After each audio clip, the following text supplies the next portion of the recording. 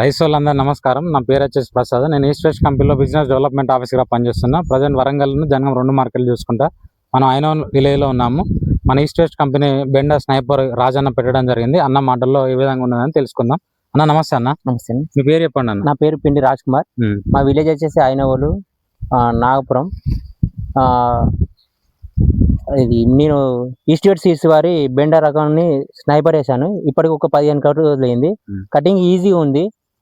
మార్కెట్లో కూడా తెంపడానికి ఈజీ ఉన్నాయి. మన బ్లౌజులు వేసుకోకుండా కూడా తెంపుకోవచ్చు ఈజీగా చేతులకి. అంటే కుచ్చుకుపోవడం కానీ ఏం లేదు. మార్కెట్లో కూడా కాయను పోగానే తీసుకుంటున్నారు. ఆర్డర్స్ మీదనే మనకు ఒక 50 కిలోలు 40 కిలోలు వేయరని ఆర్డర్స్ మీద మనకు వస్తున్నాయి. తోటి రైతులు కూడా ఈ పంటను వేయగలరని కోరుకుంటూ అందరికీ సలహా చెప్తున్నాను. అంటే క్రాప్ కూడా ఎలా ఉందన్న? గన్పులు కూడా దగ్గర ఇప్పుడు మిగతా రకాలు ఎన్ని రోజుల కంచెలు మీరు ఎన్ని సంవత్సరాల నుంచి బెండ సాగు చేస్తున్నారు? మేము ఒక 7-8 సంవత్సరాల నుంచి సాగు చేస్తున్నాం. వాటికంటే ఇది చాలా బాగుంది.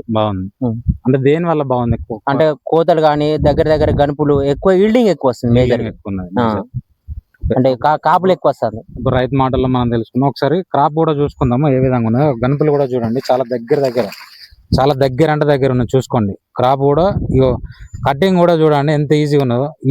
Easy picking. ముళ్ళు కూడా ఒక్క ముళ్ళు కూడా లేదు. ఈస్ట్ వెస్ట్ కంపెనీ స్నైపర్ చాలా ప్రతి రైతు పెట్టండి, అధిక లాభాలు పొందండి. బెండర్ రకాన్ని వేయాలని కోరుకుంటున్నాను. ఓకే అన్న, థ్యాంక్ యూ, ధన్యవాదాలు.